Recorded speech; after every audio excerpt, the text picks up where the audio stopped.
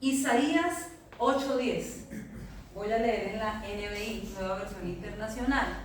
Isaías capítulo 8, versículo 10. Me dicen por favor amén cuando ya lo tengan. ¿Ya? Ah, sí está claro. Claro, así sí.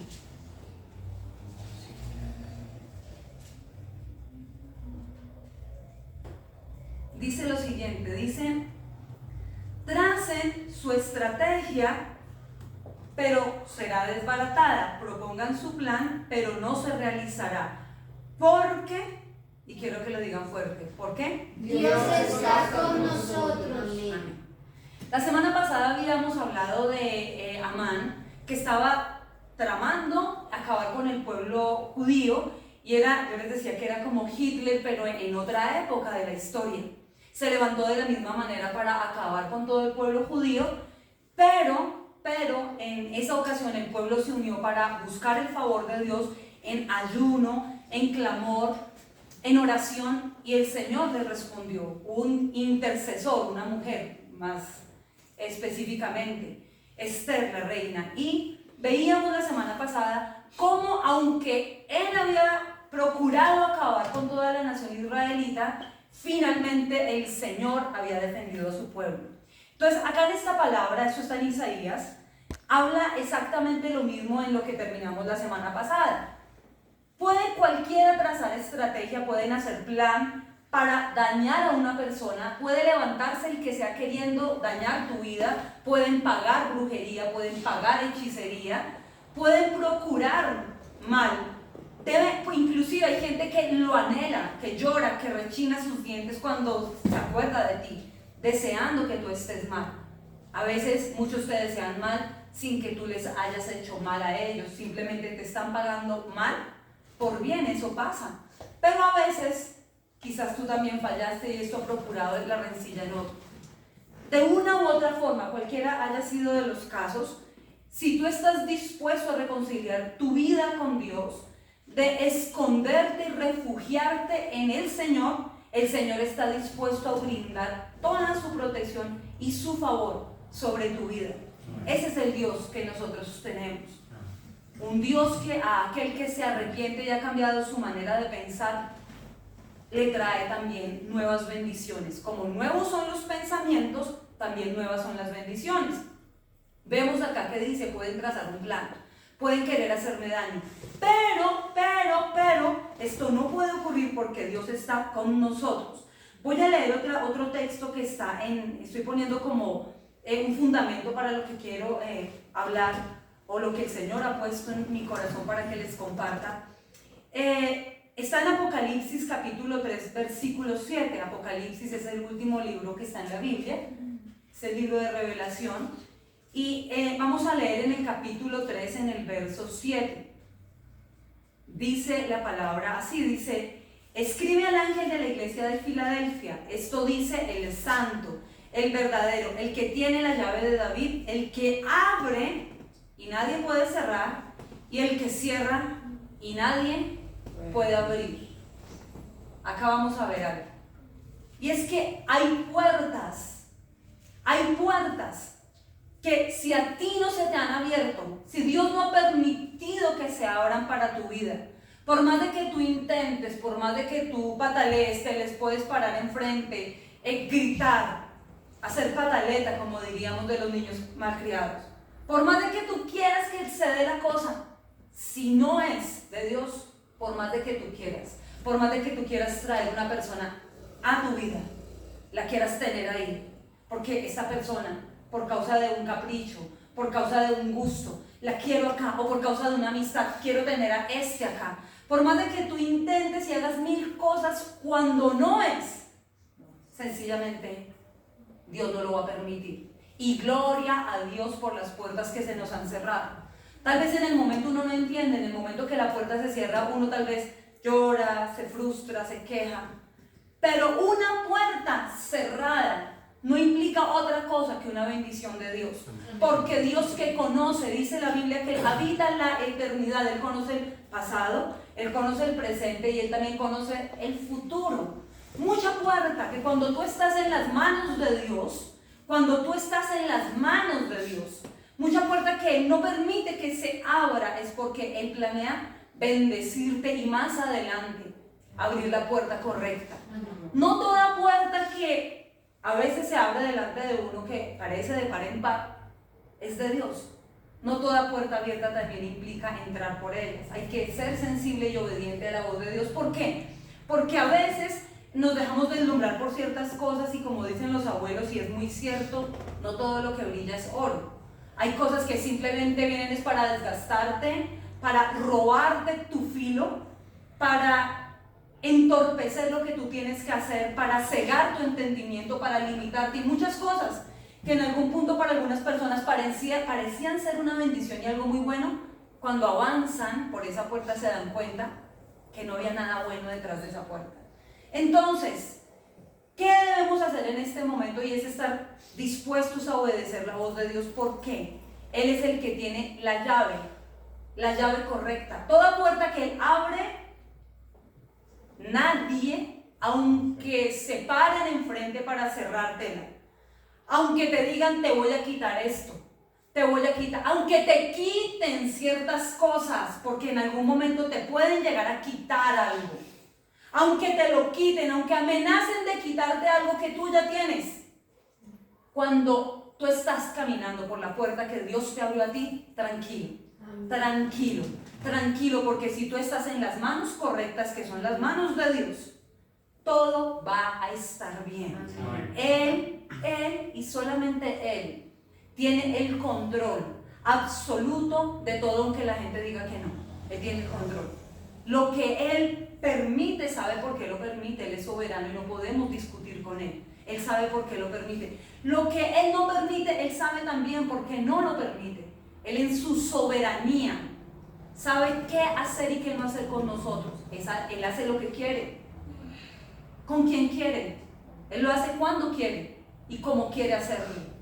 Entonces, no nos fatiguemos de más y simplemente confiemos y procuremos y esforcémonos en una sola cosa, y es estar en las manos de Dios. Después de que estemos en las manos de Él, tranquilos, todo va a estar bien. Dice que Él es el que tiene la llave. Ahora, hablando de la llave de David, yo les decía a los muchachos el día de ayer acerca de lo que fue el rey David y la manera como él adoraba a Dios. ¿Sí se acuerdan, chicos? Sí, más o menos nos acordamos de lo que hablamos ayer.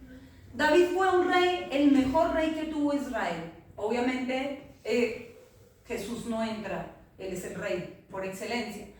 En Israel el mejor rey fue el rey David, duró 40 años reinando, 4 décadas.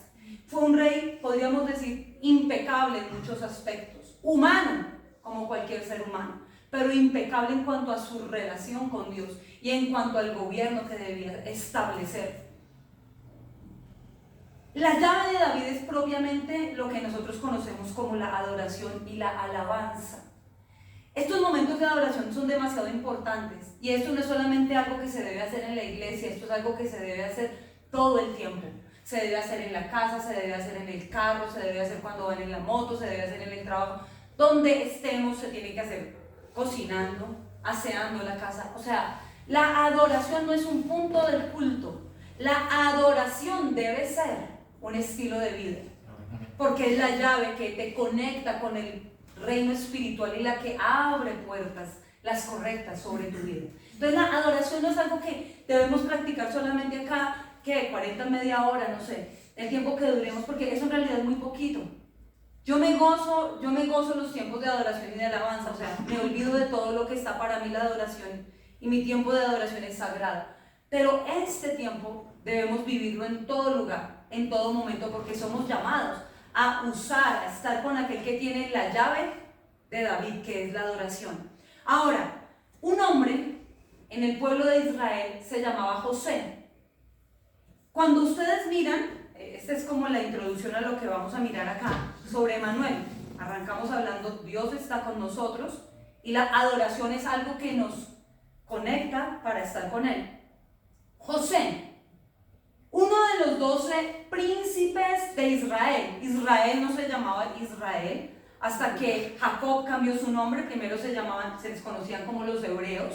Viene la línea genética de Abraham, viene Isaac, luego viene Jacob Y en Jacob se conoce que empieza o se da el nacimiento al pueblo de Israel como tal. Ahí es donde empieza el pueblo de Israel. A Jacob se le cambia el nombre de Jacob, se le cambia el nombre a Israel, aquel que lucha con él y vence, pelea con los hombres y vence, pelea por una bendición con Dios y vence. Aquel que vence es Jacob o Israel. A partir de acá el nombre cambia y a partir de acá se establece un nuevo pueblo. Jacob tiene 12 hijos. Su primer hijo se llama Rubén, que se traduce como mírame o obsérvame, préstame atención. Eso traduce el nombre Rubén. El cuarto hijo se llama Judá, que les hablaba la semana pasada, se traduce como alabanza. ¿Se acuerdan que les decía? Si venimos del pueblo judío, entonces contamos con el favor de Dios porque Dios defendió a los judíos porque tenían esa raíz judía de la adoración. Esto es demasiado importante. Si lo practicamos, vamos a caminar en bendición. Son principios y leyes bíblicas.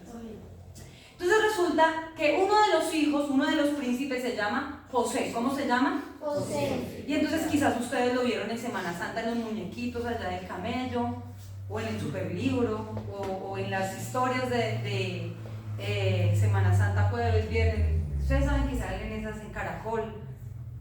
No, los hermanos Grimm no, esos no. Las historias de Caracol de Semana Santa.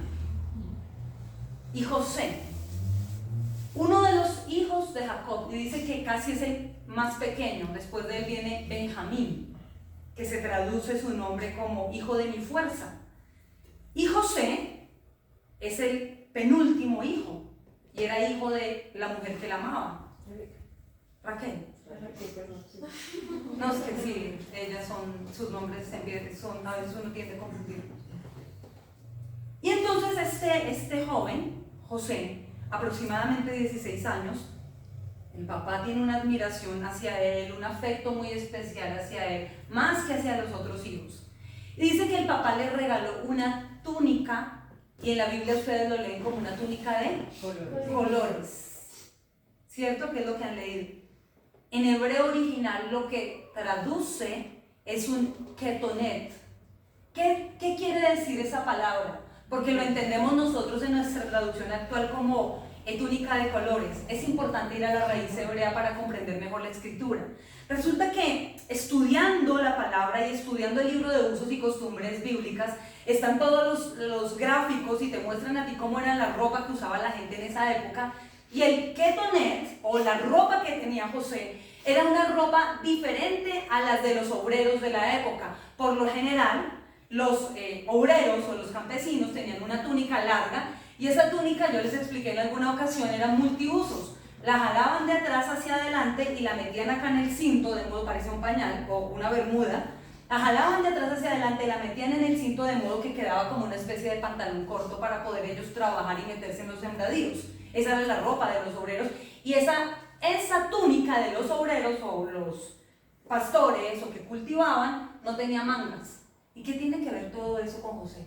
Es que la túnica de José tenía unos colores diferentes y una estructura diferente. La de él tenía mangas largas y era una túnica especial.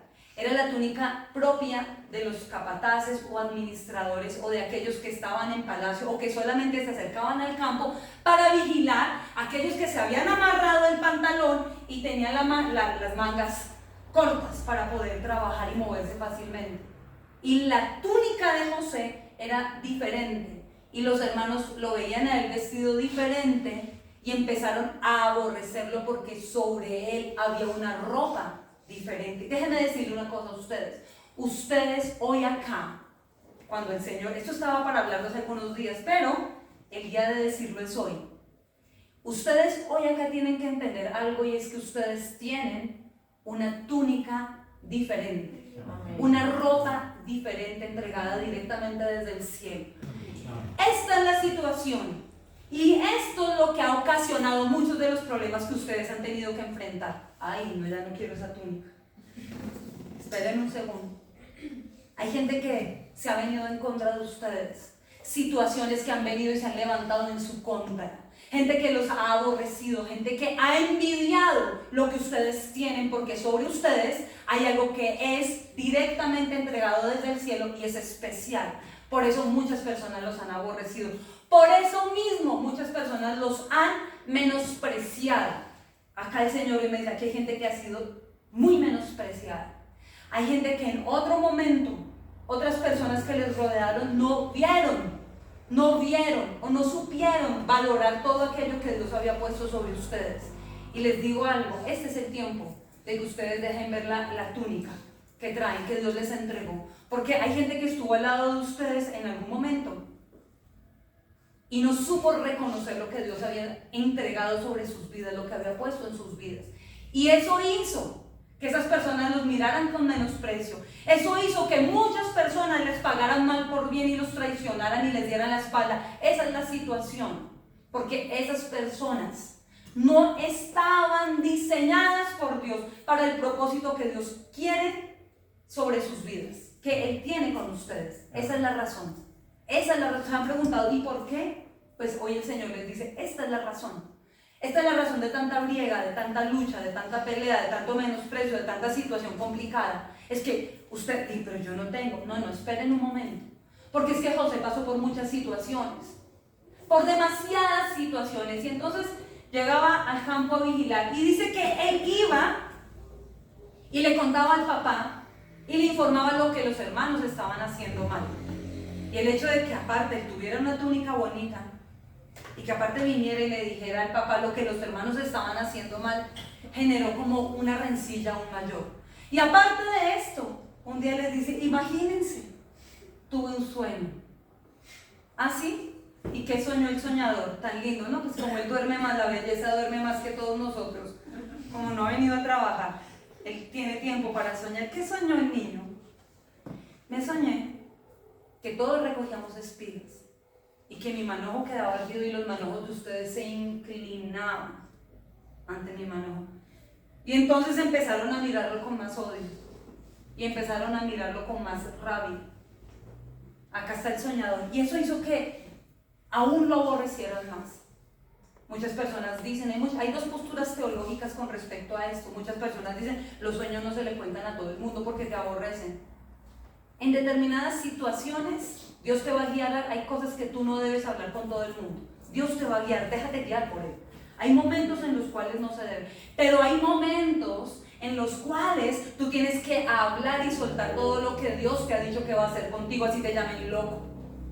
Porque esa misma gente que en algún punto te dice loco, va a tener que luego cerrar la boca y mirar para el cielo y decir, fue Dios el que lo hizo. Amén. Fue el Señor, no hubo mano humana, porque no había nada sobre esta persona para que pudiera llegar a tanto. Solo Dios lo hizo. Entonces habrá momentos en los cuales Dios te dice a ti, porque es que hay gente que espera a recibir milagro de Dios para gozarse, para levantar las manos, para adorar, para testificar. Hay gente que está esperando que todo ocurra bien y están esperando una situación muy buena para poder decir.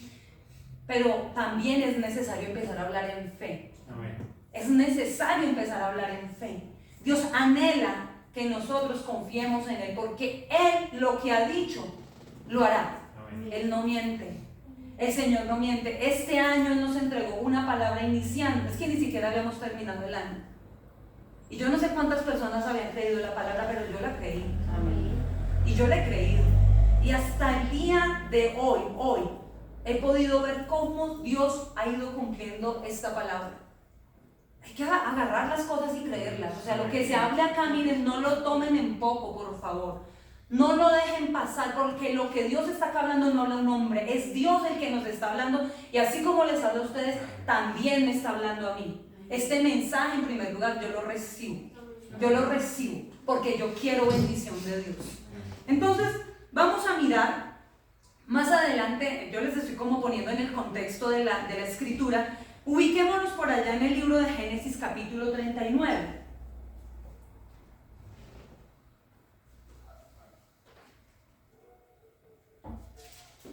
Dice en el verso 1, esperen un momentico, antes de llegar ahí, vamos a hablar de otra cuestión que pasó. Antes de llegar a este punto, el hombre vuelve a tener otro sueño. ¿Cuál fue el otro sueño que tuvo? Imagínense que ahora hasta el sol y la luna y cada estrella se inclinaba ante él y los hermanos lo odiaron. Aún el papá dijo, ¿cómo así? También nosotros nos vamos a inclinar ante él. Pero se quedó meditando en su corazón con lo que Dios le había mostrado a José. Esperen un momento, porque ese sueño ocasionó que pasara esto que vamos a leer a continuación. Dice, cuando José fue llevado a Egipto, los ismaelitas que lo habían trasladado allá lo vendieron a Potifar, un egipcio que era oficial del faraón y capitán de su guardia. Resulta que llegó él allá al campo donde los hermanos, y esto no debería pasar. Esto no debió suceder, pero sucedió así porque Dios quería que esto pasara. Llega al campo y dicen, ahí viene el soñador, acabemos con su vida. Y ellos pensaron que si acababan con él, ¿qué iba a pasar con los sueños que él había tenido? Ahí viene el soñador, jaja, ahí viene el niño lindo, el consentido de papá. Y entonces resulta que dijeron, vamos a matarlo. Y Rubén toma la iniciativa, que es el hermano mayor. Judá interviene para que no le quiten la vida, y es Judá aquel que hace para que lo vendan, y luego ustedes ven acá en la historia que lo venden. Pero hay algo que me parece impactante, y es lo siguiente: hay una cisterna donde se almacena agua y lo tiran en una cisterna. Fíjense que cuando quieren hacernos daño a nosotros y quizás quieren tirarnos a un pozo, Dios prepara un pozo que no tiene agua. La cisterna estaba preparada para que recibiera a José, y aún recibiéndolo y todo, no lo ahogara. El enemigo puede levantarse a través de muchas personas conocidas y desconocidas para querer tirarte a un hueco a ti, para querer lanzarte a un hoyo. Pero te tengo una noticia de parte de Dios: cuando el enemigo quiera, a través de quien sea, lanzarte a un hueco, el Señor ese hueco se ha encargado de secarlo antes para que el agua no acabe con tu vida. Porque tú estás en las manos de Dios. Porque tu vida le pertenece a aquel que entregó el sueño, aquel que tiene un propósito. Entonces tienes que tener claro, me tiraron a aquel pozo, tranquilo. Te tiraron allí, pero allí no hay agua porque el Señor se encargó de quitar el agua de ese lugar. Luego lo procuran matar e interviene uno de los hermanos y dice, no hagamos esto. ¿Cómo vamos a traer la sangre de él sobre nuestras vidas? Y dice, lo vendieron. Y lo venden con Potifar. Ustedes ven, acá en el versículo 1 dice que él era un egipcio, era oficial del faraón, capitán de la guardia, era un hombre que era importante, era alguien dentro del pueblo egipcio eminente, alguien que tenía un cargo oficial, o sea, no era cualquiera. Lo vendieron ante una persona importante. Y me impacta profundamente esto también porque le hablé de algunos significados de los nombres de los hijos, de los hermanos, de los hijos de Jacob, pero el nombre de José, por lo general la gente lo estudia en su nombre completo. La raíz hebrea la unen, o sea, el nombre compacto lo estudian, y el nombre compacto se traduce de la siguiente forma: se traduce a aquel a quien Dios le añade, o aquel que es multiplicado, a quien se le da. Pero cuando usted mira la raíz primaria, la primera parte del nombre, es como en los nombres que son compuestos. La primera parte del nombre José se traduce como aquel a quien le es quitado, aquel a quien le es arrebatado. O sea, la primera parte del nombre José se traduce así, pero el nombre completo se traduce a aquel a quien Dios le añade. Y esto nos habla acerca del proceso que una persona debe pasar para recibir. Por eso cantábamos de gloria en gloria, porque muchas veces queremos la gloria de la gloria sin pasar por un proceso. Y este muchacho está de verdad con una túnica bien impactante, con una actitud de capataz, pero sin un corazón de siervo. Todavía su corazón no había sido procesado. Y tiene que pasar por 20 años. 20 años de proceso para llegar a donde Dios lo quiere llevar. Ahora, en medio del proceso sí es claro algo, y es que Dios está con él. Luego en el versículo 2 dice, Ahora bien, el Señor estaba con José y las cosas le salían muy bien, mientras José vivía en la casa de su amo egipcio. Y éste se dio cuenta de que el Señor estaba con José y que lo hacía prosperar en todo. Miren algo acá. José ya no tenía la familia que antes tenía. Es decir, fue arrancado, porque es aquel a quien le quitan en primer lugar para luego añadirle, como dice su nombre.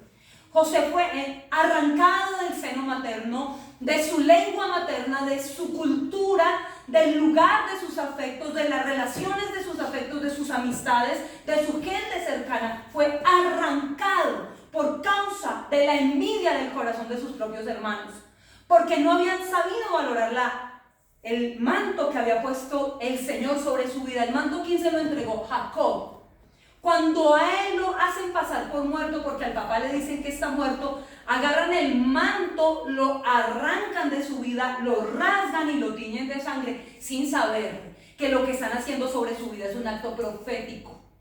Porque lo que están haciendo ahí es que el manto es lavado por la sangre del Cordero, es tocado con la sangre del Cordero, es cubierto por la sangre del Cordero.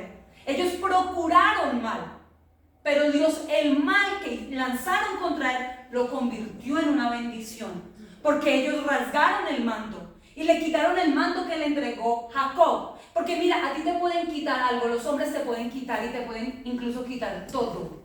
Te pueden quitar su afecto, te pueden quitar su admiración, te pueden quitar su respeto, te pueden quitar su compañía, te pueden privar de sus palabras, te pueden rechazar, te pueden menospreciar, te pueden atacar, te pueden usar y luego tirar. Puede hacer cualquier cosa. El ser humano puede llegar a lo más ruin con tal de dañar a otro. Pueden arrancar de tu vida lo que quieran, te pueden privar de lo que quieran, pero lo que Dios te entregó, a ti nadie, absolutamente nadie en esta tierra te lo va a quitar. Jamás te lo va a quitar. Porque lo que Dios hace, nadie lo puede estorbar, porque tiene las llaves de las puertas que nadie puede cerrar. Así es que te pueden quitar un trabajo, te pueden quitar la compañía, te pueden quitar una casa, inclusive te pueden demandar, pueden hacer sobre tu vida cualquier cosa, pero jamás te van a quitar lo que Dios a ti te entregó. Aunque visiblemente, físicamente le quitaron el manto, lo rasgaron, lo rompieron y respetuosamente lo rasgaron. Físicamente se nota que quitaron algo, pero en el reino espiritual eso no fue una pérdida. En el reino espiritual fue un avance para lo que Dios quería hacer con él. Lo que los hombres vieron como un retroceso, como una herida, como un golpe fuerte sobre la vida de él, Dios lo veía como un lugar de avance para poder glorificarse sobre la vida de José. Yo creo esto. Estamos en medio de este proceso. Yo lo recibo de parte de Dios, porque estamos en este proceso. Nos pueden quitar lo que quieran, pero lo que Dios ha decidido entregarnos jamás nos lo van a quitar. Y entonces le arrancan el manto y se va como esclavo, y la ropa ya no es la misma ropa, pero el corazón de él, la mente de él, no es la mente de un asalariado. Sí me vendieron como esclavo, pero él dice, y el amo egipcio vio que Dios estaba con él y que le hacía prosperar en todo lo que él emprendía. Esa es la unción que hay sobre esta casa.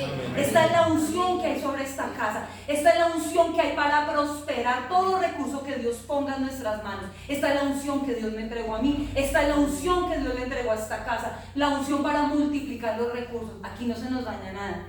Acá no se nos puede nada perder bajo nuestro cuidado. Nosotros tenemos la unción de José para prosperar y hacer prosperar todo lo que Dios nos ha confiado. Y entonces llega allí y la mujer llega a seducirlo, la mujer de Potifar, el amo le dice, aquí puedes hacer lo que seas, eres el segundo después de mí, eres el segundo al mando, tú puedes hacer lo que quieras, puedes tomar lo que quieras, eres tan excelente en tu trabajo. La mentalidad de José era una mentalidad de reino. Necesitamos tener ese tipo de mente, la mente de Cristo. Nosotros no podemos comerle a nada, no podemos asustarnos ante el desafío, ante las situaciones, ante los compromisos económicos. Aquí no estamos para doblegarnos ante ese tipo de cosas. ¿Por qué? Cuando nos doblegamos estamos diciéndole a Dios, no confío en ti, creo que esto es más grande de lo que tú eres, entonces déjame yo soluciono. Cada vez que una persona mete su mano en algo que Dios es el único que puede hacer, daña las cosas. ¿Se acuerdan de Agar? ¿Se acuerdan de Abraham con Sara? Y Dios había prometido, y Dios había dicho, de aquí levantaré una nación. Y entonces ellos pensaron, ya es muy tarde, empezaron a mirar la situación física, empezaron a mirar todo lo que los rodeaba, se cargaron tanto de lo que es propio de esta tierra, que se olvidaron de mirar hacia el cielo, al Dios que había prometido las estrellas, el Dios que había dicho que la descendencia iba a ser como la arena del mar, y se olvidaron de la promesa de Dios. Y entonces metieron su mano en el asunto. Y tenemos un problema en Palestina. Y tenemos una guerra y un conflicto que aún hasta el día de hoy no se quiere solucionar. Porque el hombre metió su mano en un asunto que jamás debió haber meter. No debió haber puesto su mano. Hay una parte que tú tienes que hacer.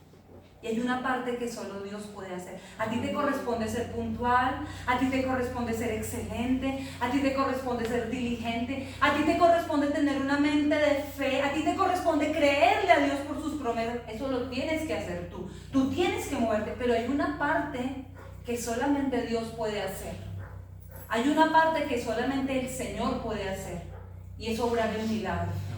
Tú haces tu parte y permítele a Dios que Él haga su parte para que Él se lleve la gloria de lo que está pasando. Dice que Él vio que Dios estaba con José.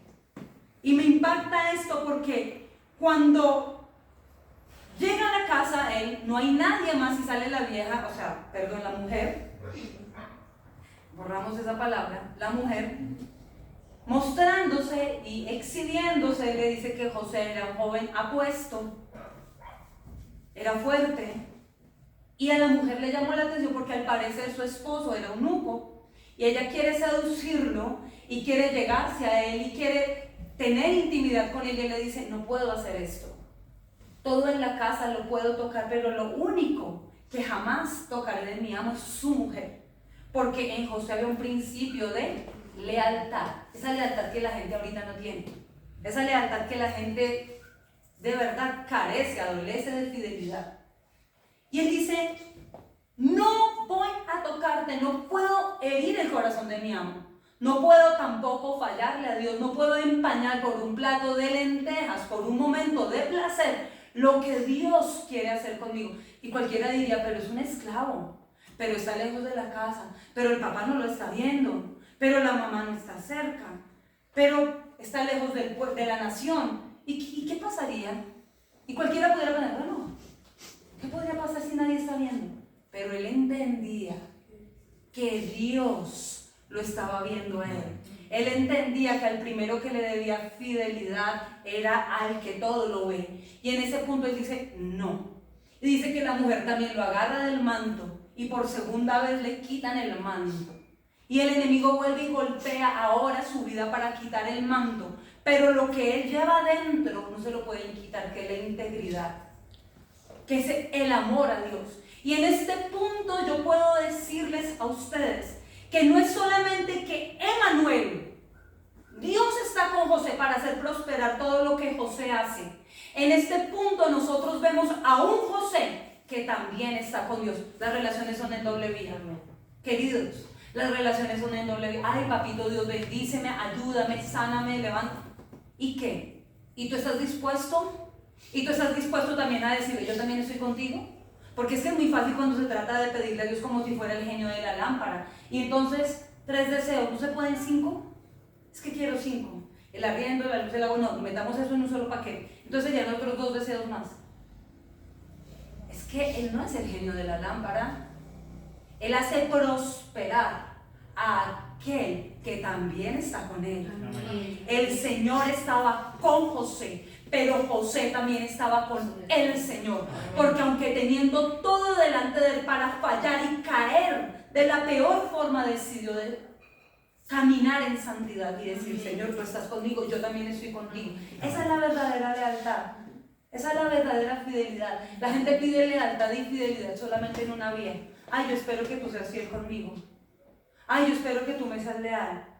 Y encuentra uno maridos celando a las mujeres, pero cuando salen a la calle, mirando a todas las otras mujeres de manera descarada, pero ellos sí pretenden que la mujer les sea fiel.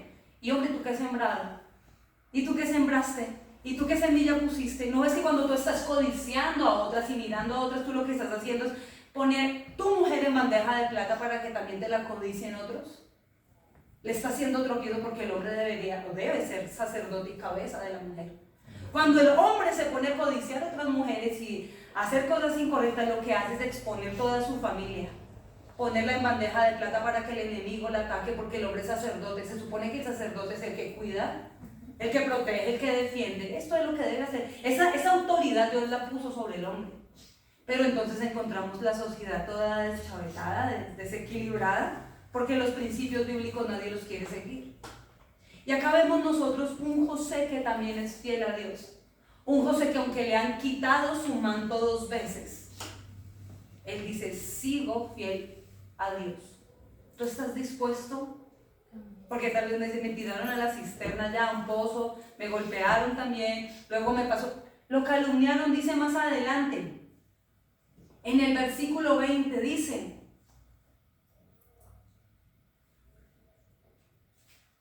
y mandó que echaran a José en la cárcel donde estaban los presos del rey. Pero aún, ¿qué dice ahí? El Señor estaba con él y no dejó de mostrarle su amor. El Señor estaba con él. ¿Y dónde estaba José? En la cárcel. En el pozo estaba el Señor con él. Cuando lo vendieron como esclavo, estaba el Señor con él. Luego lo calumnian porque la mujer dice que él la quería violar, una gran mentira. Y entonces lo llevan a la cárcel y él prefiere con todo y todo estar preso, pero estar con Dios, a estar libre y estar sin Dios. Él prefiere una cárcel con Dios que una vida de libertad sin Dios. En la Biblia solamente van a haber 2 posturas. Nunca usted va a encontrar un punto medio, porque la Biblia dice que al que es tibio, el Señor lo expulsa, le produce repulsión. Eso dice la Escritura. Nunca va a encontrar usted un punto medio. O tú lo amas apasionadamente, locamente, apasionadamente, como Él nos amó apasionadamente, que se atrevió a morir por nosotros como somos. De ir a la cruz, al Calvario, pasar por un Getsemaní. Es una locura de amor que yo nunca voy a entender, porque nadie se atrevió a amarme de esa manera. O lo amo con la misma locura y la misma pasión que Él me ama a mí, o no se puede. O se le ama de esa forma o no se le ama. Pero no hay tibieza. No existe un punto medio. O tú le correspondes apasionadamente porque Él te amó apasionadamente, o simplemente tú estás viviendo una vida tibia, una vida de religión nada más. Solo hay 2 puntos. Hay 2 puntos. O tú le amas o en realidad no. Y este hombre demuestra acá todo su amor porque él prefiere una vida en la cárcel con Dios a la libertad, al libertinaje sin Dios. Hay 2 puntos. Hay 2 puntos. Yo sé que uno quisiera decir, yo no quiero ir allá, yo no quiero pasar por esto, yo no quiero ser vendido, yo no quiero que me calumnien. Y muchas veces pasamos por todas las situaciones y al mismo tiempo. Y uno dice, Dios mío, ¿cómo terminé acá? Pero ya estoy acá y acá, ¿y qué pasó acá? Que no me lo veía venir. Y está en medio uno del proceso. Pero aún en la cárcel, el Señor estaba con José. Ya vamos a terminar, muchachos. No se me vayan a dormir ni a cansar. Dice que en la cárcel estaba el Señor con él. No es la situación, es lo que hay dentro de la persona lo que hace que su entorno cambie.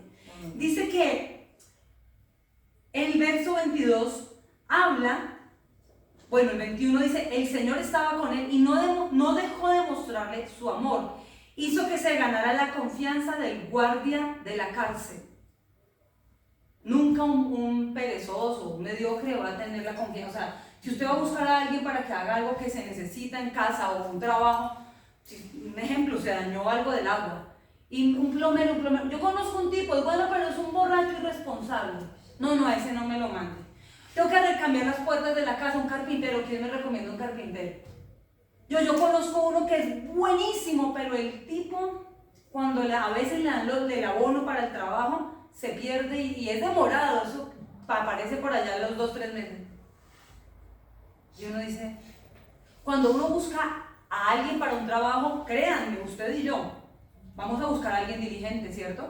¿Quién se gana la confianza para hacer un trabajo? Alguien puntual, alguien excelente, alguien ninguno. Tráigame el más chambón para que me pinte la casa y que eso quede como caiga.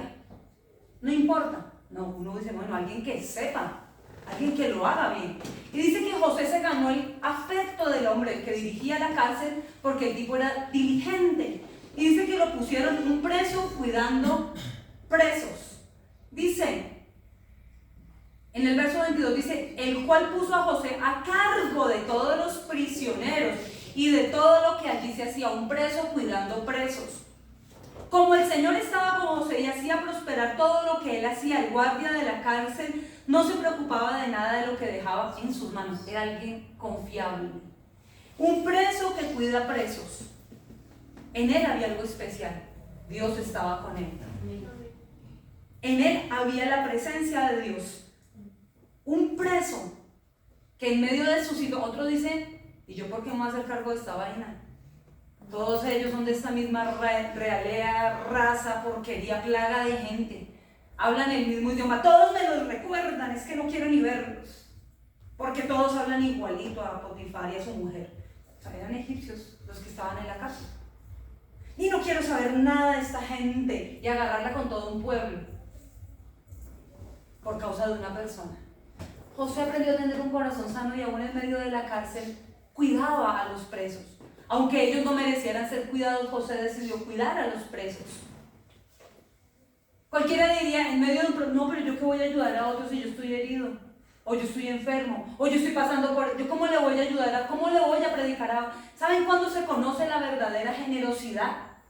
Porque hay gente que está esperando a tener mucho para compartir con otro. La verdadera generosidad se conoce cuando alguien es capaz de lo poco que tiene de compartirlo todo con los demás. Y créanme que aquel que tiene poco y es capaz de compartirlo, se le añade. O si no, dígame la mujer que tenía un poquito de harina y un poquito de aceite, un tris de aceite.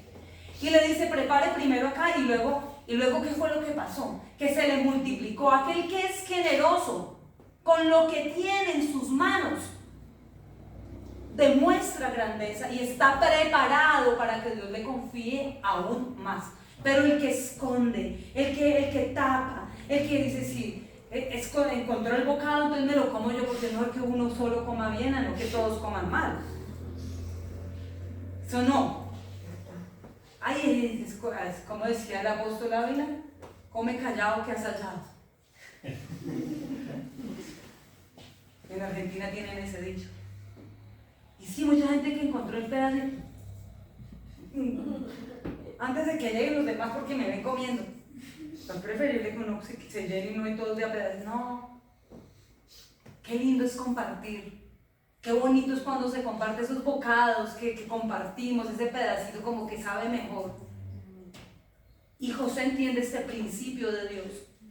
Y él dice, yo soy un preso y estoy tal vez en la misma condición de ellos, pero aunque estoy en la misma condición, mi posición espiritualmente hablando es totalmente diferente a la de ellos. Ellos están amargados, ellos están frustrados y aunque yo estoy en el mismo lugar, yo no padezco de lo mismo, porque sobre mi vida hay un sueño de Dios. Él me enterró el sueño y por causa del sueño empezó a servir allí, en la misma cárcel. Si usted está esperando las mejores condiciones para empezar a darle a Dios lo que Dios depositó en su vida, está muy mal, déjeme decirle. Porque el mejor momento para servirle a Dios es aquí y es ahora. Es aquí y es ahora. No podemos esperar a que todo fluya, pues, y estemos ya nadando en recursos para poder hacerlo con lo que tenemos, porque Dios es experto en multiplicar lo poco que hay. Él se encarga, esa es nuestra parte, ponerlo poco, y Él se encarga de multiplicar ese poquito. Usted ponga lo suyo y Dios se encargará del resto. Y entonces José, aún en medio del proceso, se da cuenta de que hay dos personas tristes. O sea, oiga, ¿cómo es esto? Estoy preso y paso por mi crisis, mi situación, y aún en medio de mi dolor soy capaz de identificar el dolor en otros. Eso se necesita un corazón de siervo. Y ve que hay dos sufriendo y les dice, ¿qué les pasa a ustedes dos? No, es que tuvimos un sueño. Los sueños son de Dios. ¿Qué pasó? Alguien que tiene un sueño conoce el lenguaje de Dios y les dice que cuéntenme. Uno es el copero del rey y otro es el panadero. Y entonces él les interpreta el sueño y evidentemente los dos sueños se cumplen. Uno sale para ser pasado al reino de las carnes frías y el otro va a ser restaurado nuevamente en su puesto, en su cargo. Y entonces al que se va a restaurar, al muerto no, porque el muerto al hoyo y ustedes saben lo demás. Este no me sirve. Ahí le sale la carne, lo humano a José. Se le sale la parte humana. Y le dice al copero, le dice, por favor, cuando estés con el rey, cuando estés delante del faraón, acuérdate de mí. Sí, mira, yo te interpreté el sueño. No te olvides de mí. Yo fui, yo hago tales cosas bien. Mira, recomiéndame. Yo fui el que te interpreté, por favor, acuérdate, yo fui. Y le sale la parte humana y gracias a Dios, Dios estaba con José. Porque el tipo sale de la cárcel y se olvidó de José. ¿No les ha pasado a ustedes? Hay gente que promete una cantidad de cosas y mira esto y voy a hacer esto y aquello. Miren, ustedes supieran las cosas que yo en la iglesia a lo largo de 30 años sirviéndole a Dios he escuchado. Nunca. Y no me apartaré de aquí hasta la muerte y no sé qué. Y la demora es que pase cualquier cosa y ¿dónde está el que dijo que hasta la muerte? ¿Acá dónde está? ¿Qué se hizo? ¿Me ayudan a buscar, por favor? ¿Dónde está? Voltea a mirar uno y ya esfumado, olvidada la promesa. Y él le hizo la promesa, sí, tranquilo, yo, tranquilo. Y pasan 2 años más. Y es que miren, les voy a decir algo. El tiempo de Dios es perfecto. El tiempo de Dios es perfecto. No es tu tiempo, no es mi tiempo. Y déjenme decirles por una palabra que el Señor nos entregó hace como 21 días. Llegó el tiempo. Amén. Llegó el momento. Llegó el momento. Y hay que discernir en el tiempo en que estamos porque llegó el momento. El Señor lo prometió y llegó el momento. Llegó el momento porque cuando llegó el momento, ni un minuto después, ni un minuto antes, sino que el faraón, Dios le puso un sueño al faraón y nadie, absolutamente nadie pudo interpretar este sueño. Nadie. Y dice, ay, ahora sí me acuerdo. ¿Saben cuánto tiempo había pasado? 2 años más. ¿Y qué pasa si el copero inmediatamente sale y le habla al faraón? Ay, ya me interpretaron. No era el tiempo de Dios. No era el tiempo de Dios. Esto no corresponde a que tú te promuevas, que tú te autorrecomiendes, que tú busques las cosas. Es que yo quiero ahora esto. No, es que es el tiempo de Dios. Y al corazón de José le faltaban 2 años todavía más de proceso. Porque si José sale por referencia propia, dirá, yo vine aquí porque yo me autopromoví. Qué bueno soy. Es que el proceso de José era un punto sin escala, era de la cárcel al palacio. ¿Usted sabe qué es eso? Por eso hay procesos que son más dolorosos y más demorados en nuestra vida. Porque es que el punto de partida es una cárcel y el punto de llegada es un palacio. Muchos procesos de mucha gente son con escala, estación por estación y van parando poco a poco. Pero hay procesos que son de tú estar en la inmunda hoy, como decimos, estar allá, tirado, y de ahí salir a la bendición y a la prosperidad de Dios. Es así, pero sin escala. Pero es que les estoy diciendo, es que sin escala. Amén. Y para eso se necesita un corazón procesado. Y yo creo que todos los que estamos acá hemos pasado por procesos.